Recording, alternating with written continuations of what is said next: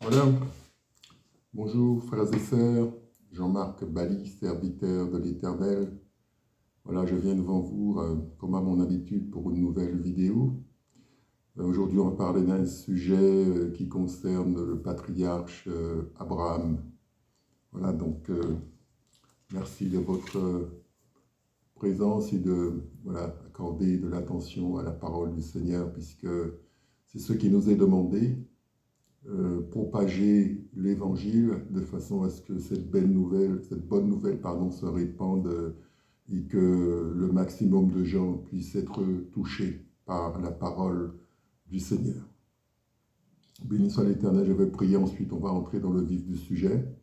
Père, je te rends grâce, je te bénis, tu es le seul Seigneur, tu es le seul Dieu, et le Père de notre Seigneur Jésus-Christ. Je te rends grâce, Père, merci pour la grâce qu'est Jésus-Christ, la grâce en Jésus-Christ, pour tous ceux qui sont en Jésus-Christ et qui par conséquent échappent au jugement qui s'en vient. Je remercie le Seigneur pour sa bonté, pour sa fidélité, pour sa grâce. Voilà, la grâce ne se mérite pas. La grâce, c'est quelque chose qu'on obtient sans la mériter. Je bénis le Seigneur le Tout-Puissant et je bénis tous ceux qui regarderont cette vidéo et qui seront aussi objets de la bienveillance du Seigneur, qui soient guidés, qui soient guidés par l'Esprit de Dieu. Merci Seigneur. Que l'Esprit me guide dans cette vidéo, que l'Esprit me donne de parler de ce dont je dois parler pour toucher ceux qui écouteront cette vidéo. Merci Seigneur. Alors aujourd'hui, on va parler d'un sujet qui concerne le patriarche Abraham, comme je le disais au début. On va parler, donc le message s'appelle « Les promesses à Abraham ». On va se baser sur un certain nombre de versets bibliques, comme j'aime à le faire, puisque tout ce qu'on dit doit s'appuyer sur la parole, n'est-ce pas? S'appuyer sur la Bible, qui est la parole de Dieu. Donc le périmètre des citations, c'est la Bible. Bien sûr, ça ne veut pas dire qu'il n'y a pas de vérité ailleurs, mais toute affirmation venue d'ailleurs doit corroborer les propos de la Bible, les écrits de la Bible. Et si ce n'est pas le cas, mais c'est la Bible qui fera autorité, naturellement. Voilà. Donc on va commencer donc avec le livre de la Genèse, Genèse chapitre 12, à partir du verset 3. Je lis, donc vous voyez l'affichage ici à ma gauche, pour ceux qui pourront lire. Voilà, j'essaie de le faire le plus gros que possible. Genèse 12, 3. L'Éternel dit à Abraham, « Va-t'en de ton pays, quitte ta patrie. » Va-t'en de ton pays, de ta patrie, de la maison de ton père, dans le pays que je te montrerai. Je ferai de toi une grande nation, et je te bénirai. Je rendrai ton nom grand, et tu seras une source de bénédiction. Je bénirai ceux qui te béniront, et je maudirai ceux qui te maudiront. Et toutes les familles de la terre seront bénies en toi. Je reprends. Genèse chapitre 12, verset 3. Il est écrit, « L'Éternel dit à Abraham, va-t'en de ton pays, de ta patrie, de la maison de ton père, dans le pays que je te montrerai. Je ferai de toi une grande nation. Je te bénirai, je rendrai ton nom grand, et tu seras une source de bénédiction. Je bénirai ceux qui te béniront, et je maudirai ceux qui te maudiront. Et toutes les familles de la terre seront bénies en toi. » Voilà, donc c'est un passage connu dans le livre de la Genèse où Dieu appelle Abraham à quitter son pays, à quitter sa patrie et la maison de son père, et pour être conduit vers quelque part où sa destinée en Dieu sera accomplie. Alors, quand on dit quitter son pays, ça veut dire quitter sa patrie, quitter la maison de son père, ça veut tout dire. Hein. En fait, le Seigneur parle ici d'un changement spirituel. C'est-à-dire, effectivement, la dimension physique est là, il va concrètement prendre sa famille, ses ânes, ses enfants, ses animaux, enfin, il n'a pas d'enfants encore, mais ça viendra, ses animaux, etc., et ses serviteurs, je veux dire, et donc il va partir, et donc partir et faire confiance à Dieu. Voilà. Donc, spirituellement parlant, pour nous, qu'est-ce que ça veut dire? Ça veut dire, en fait, qu'il faut quitter la maison de notre Père. Et quand on dit quitter la maison de son Père, ça veut dire cesser d'adorer les dieux qui sont adorés dans la maison de notre Père. Donc, quand vous naissez dans une maison, vous avez forcément une origine, une famille, et ces gens-là ont leur Dieu, et, en général. Et donc, ces dieux-là, quand vous venez au monde, ben, ils deviennent vos dieux également. Voilà, vous avez une origine, n'est-ce pas? Et cette origine-là, effectivement, ben, c'est une origine spirituelle. Et donc, spirituellement, ça veut dire qu'il faut opérer un changement pour venir à Dieu. D'accord? Donc, ça veut dire aussi que ben, ça nous ramène directement à Jésus-Christ. Pour ceux qui viennent à Jésus-Christ, c'est exactement la même chose, c'est une migration, c'est-à-dire quitter la maison de son Père, la famille spirituelle à laquelle on appartenait, pour entrer dans la famille spirituelle de Dieu qui est l'Église de Jésus-Christ. D'accord? Donc en fait, il y a un changement, il y a une migration qui se fait de cette famille d'où on vient, spirituellement, qui adorait d'autres dieux, et de la famille de Dieu qui est l'Église de Jésus-Christ. Vous voyez? Donc, c'est quelque chose de très important, de très fort, et les chrétiens que nous sommes, nous appelons ça la nouvelle naissance. La nouvelle naissance, vous naissez d'abord dans une famille physique, et quand vous acceptez Jésus-Christ, ben, vous naissez de nouveau. Ça veut dire que vous naissez de nouveau dans une autre famille, qui est la famille de Jésus-Christ. Voilà. Donc, il y a un changement, il y a une rupture qui s'opère. Et donc, évidemment, ceux qui vous voient partir et qui sont dans la famille d'où vous venez ne sont pas contents de ce changement, vous combattent. Et puis effectivement, c'est pour ça qu'on observe des persécutions. Les persécutions viennent de ceux que vous avez quittés et qui vont tout faire pour essayer de vous faire revenir, n'est-ce pas, dans la maison de votre Père. Voilà, en vous disant, ben, chaque personne a une origine, les uns ont leur origine, les autres ont leur origine, toi aussi tu as ton origine, donc il ne faut pas changer d'origine. D'accord? Donc c'est ce qu'il vous dit, c'est ce qu'il vous dit, voilà, il faut perpétuer la tradition. Voilà. L'évangile n'est pas une tradition. L'évangile n'est pas quelque chose qui se transmet de père en fils, c'est un choix personnel et chacun doit faire ce choix de façon personnelle. Ce n'est pas quelque chose d'automatique. C'est pas comme quand on hérite de son père ou de sa mère. Le choix doit se faire, c'est-à-dire que je dois me lever et déclarer que désormais, je suis à Jésus-Christ et que je choisis Jésus-Christ. D'accord? Donc, c'est quelque chose que chacun doit faire et chacun sera jugé d'après sa propre responsabilité. Je ne pourrai me cacher derrière personne. Donc, tout le monde répond à cette question, directement ou indirectement. Est-ce que je veux de Jésus-Christ ou pas? Vous voyez? Donc, c'est un peu ce qui est caché, ce qui est, comment dirais-je, en dessous de tout ce que Dieu dit à Abraham. En fait, il va dire à Abraham, quitte la maison de ton père. Abraham, il vient de la région babylonienne. Hein. On peut imaginer très bien les dieux babyloniens qui étaient adorés dans la famille d'où vient Abraham. D'accord? Et donc, lui, il va entendre la voix de Dieu et changer tout ça.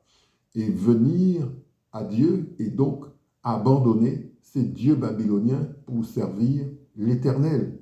Vous voyez? Donc c'est un peu la même chose. Hein, quand on vient à Jésus-Christ, c'est exactement la même chose qui se passe. D'accord? Voilà. Alors il dit, je te rendrai grand, donc ça c'est les promesses, je ferai de toi une source de bénédiction. Donc c'est ce que sont les chrétiens. D'accord? C'est ce que sont les chrétiens, une source de bénédiction. Donc nous sommes là sur la terre, nous sommes là pour bénir, n'est-ce pas? Et il dirait, je ferai de toi une grande nation.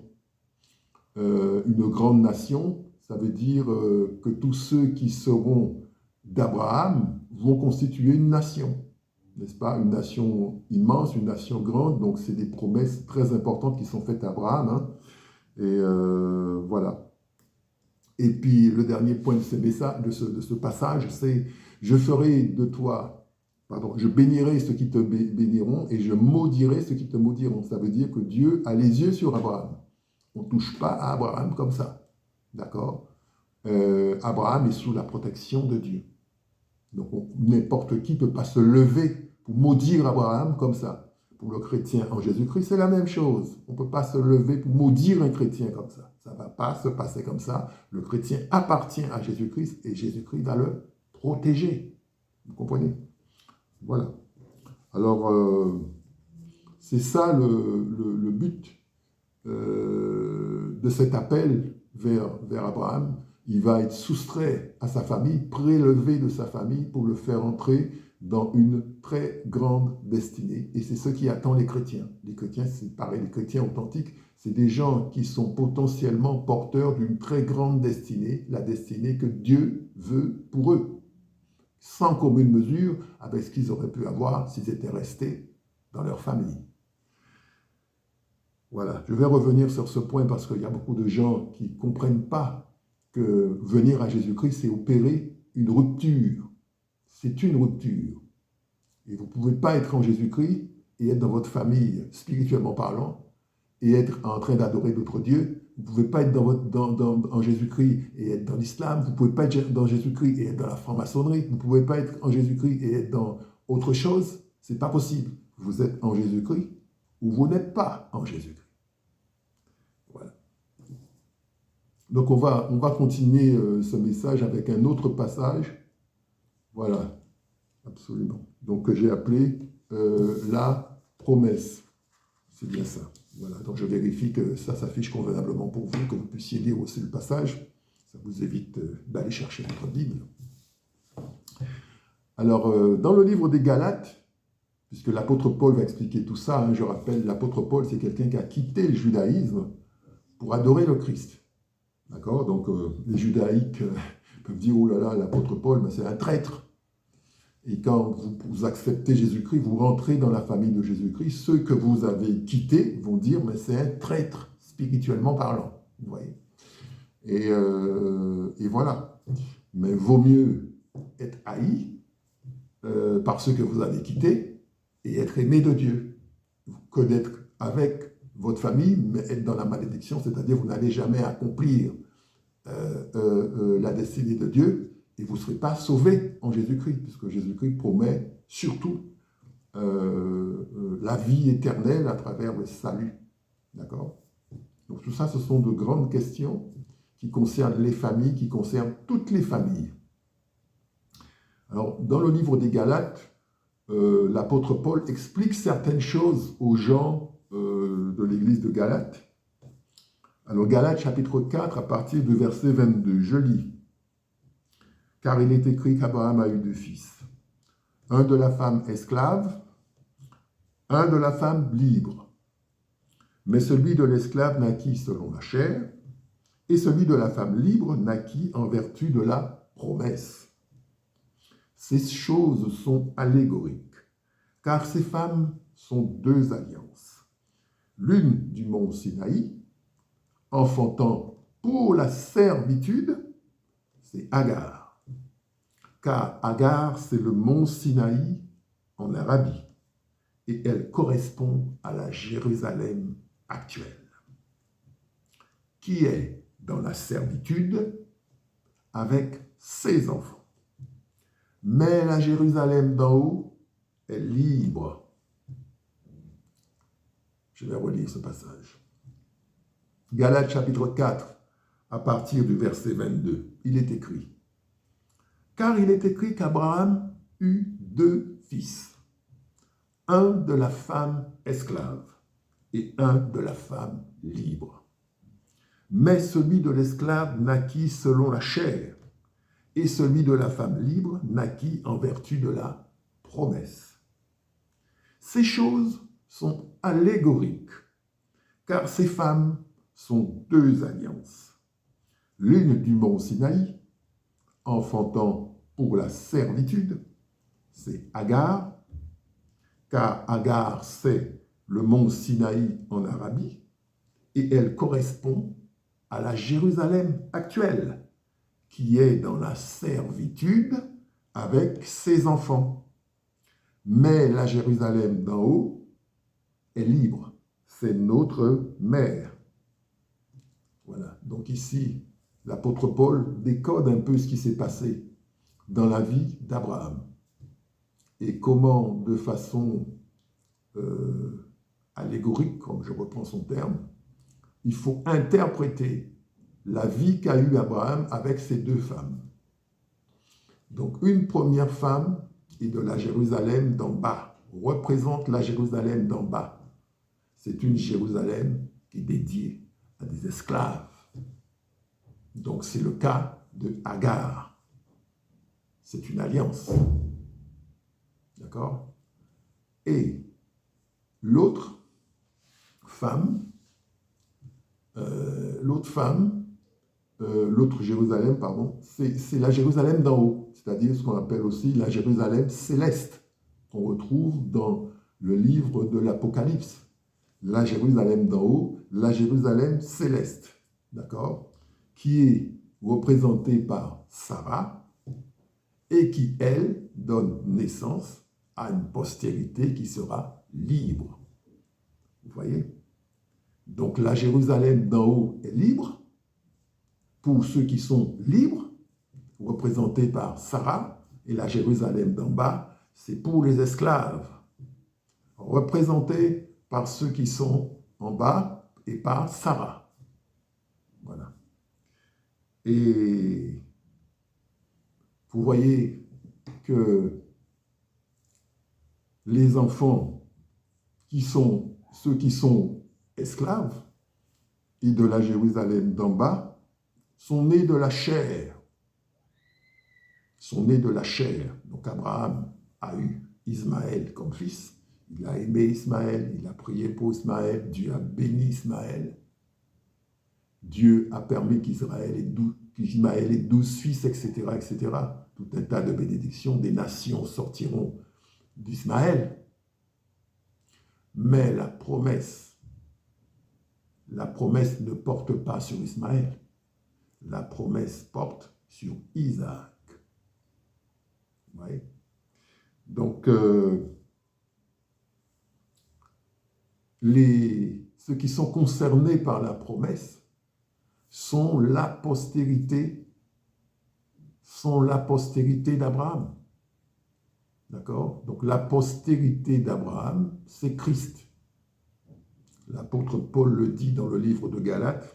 Donc, je n'ai pas tout mis ici, ça vous donnera l'occasion d'aller lire. La fin du chapitre 3 du livre de Galates, la postérité d'Abraham, c'est Christ. Donc, ce n'est pas toutes les postérités qui sont concernées.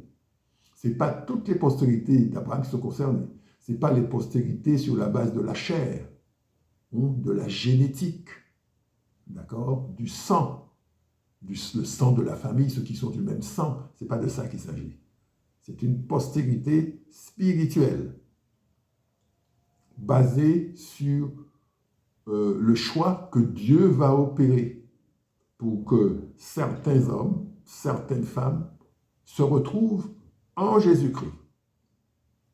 Donc la postérité dont on parle ici, dès le temps d'Abraham, la postérité qui sera bénie et qui est concernée par les bénédictions, c'est la postérité, c'est Christ. Donc c'est une postérité, vous voyez. Donc c'est pas une affaire de génétique. On n'est pas dans la chair, on dit celui-là c'est mon fils, celui-là c'est ma fille. C'est très bien, il faut aimer ses enfants, il faut aimer ceux qui sont de la même chair que soi, il n'y a pas de problème. Mais Dieu, c'est pas comme ça qu'il travaille. Dieu fait les choses de façon spirituelle. Et donc, Isaac n'est pas né de la chair, d'accord? Il est né selon la promesse.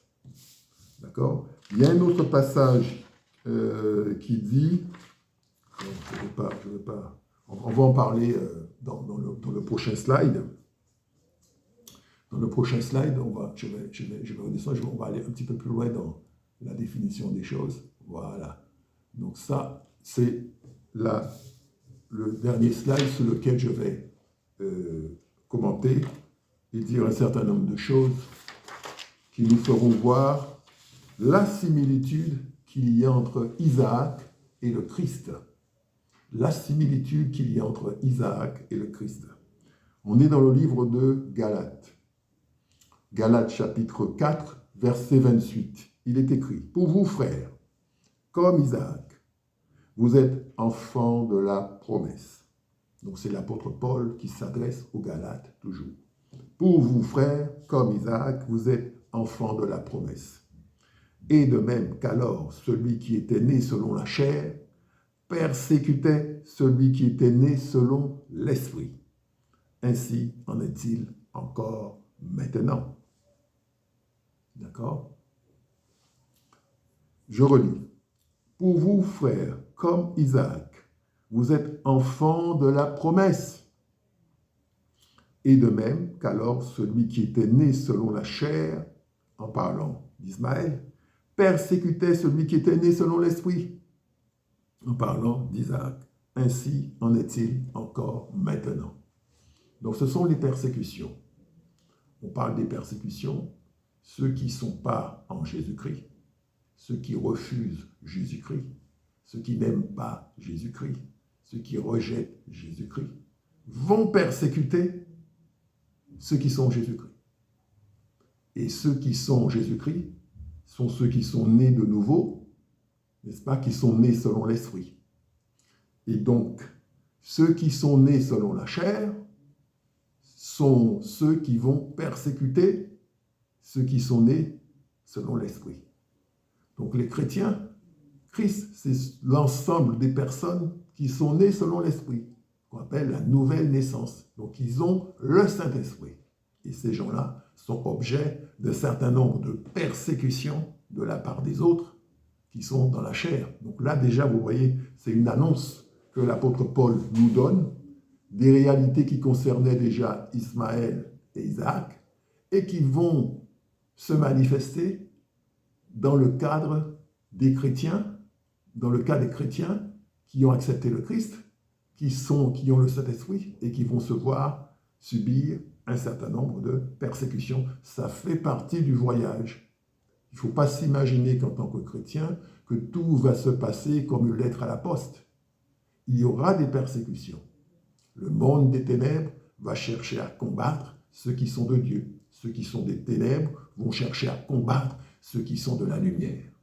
Ça ne va pas se passer comme ça pour dire ça va être facile. Non, il y aura des difficultés. Mais la victoire sera du côté de ceux qui sont de la lumière. Donc, ça veut dire qu'il faut persévérer, il faut tenir bon, d'accord? Et il faut marcher avec son Dieu, c'est-à-dire avec le Christ. Ne pas renier Jésus-Christ pour qui que ce soit, pour faire plaisir à qui que ce soit, ou par peur, ou pour toute autre raison, demeurer fidèle à Jésus-Christ et demeurer positionné spirituellement comme étant dans l'alliance, la bonne alliance, l'alliance avec Jésus-Christ, l'alliance représentée par Sarah. Voilà. Dans le livre des Hébreux, Hébreux chapitre 11, verset 19, il est dit « Ayant pensé en lui-même que Dieu pouvait ressusciter Isaac des morts, ainsi le recouvra-t-il par une espèce de résurrection. » Donc là, sur ce slide, j'ai appelé ce slide comme Isaac, c'est-à-dire Jésus, comme je le disais, a des similitudes avec Isaac. Similitudes parce que on dit qu'Isaac est né selon l'esprit et non selon la chair, ce qui est le cas de Jésus-Christ. Vous voyez, la parole de Dieu est très riche. Beaucoup de choses comme ça qui nous sont révélées.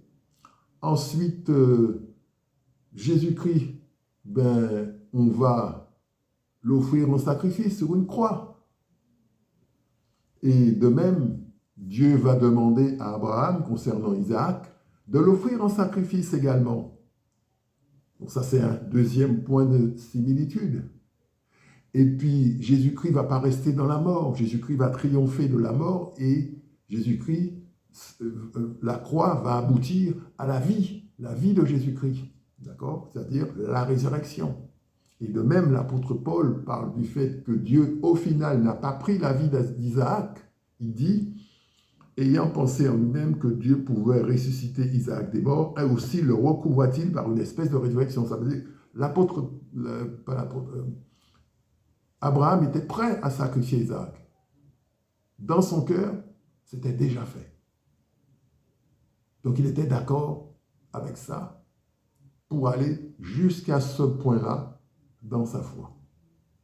Donc c'était pour Dieu une manière de valider Abraham et de lui donner, comment dirais-je, la bénédiction et toutes les promesses qui sont promises, toutes les promesses qui viendront, et faire de lui, ce qu'on dit aujourd'hui, le père de la foi.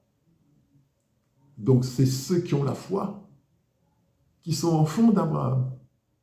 Donc ceux qui ont la foi en Jésus-Christ sont enfants d'Abraham. Vous voyez, dans Galates chapitre 3, verset 7, je ne l'ai pas noté ici, il est écrit, « Reconnaissez donc que ce sont ceux qui ont la foi qui sont les fils d'Abraham. » Voilà. Alors Isaac, c'est un type de Jésus-Christ. Dans la Bible, comme ça, vous avez des types. Isaac, c'est un type de Jésus-Christ. Vous voyez comment sa vie a des similitudes avec Jésus-Christ. Voilà ce que je voulais vous dire, frères et sœurs, concernant les promesses faites à Abraham. Vous voyez, c'est un sujet vaste, large et profond. Et donc, voilà, on peut en parler, on va en parler. Je vous remercie de votre attention, merci de votre fidélité, et je vous dis à bientôt pour une prochaine vidéo. Au revoir.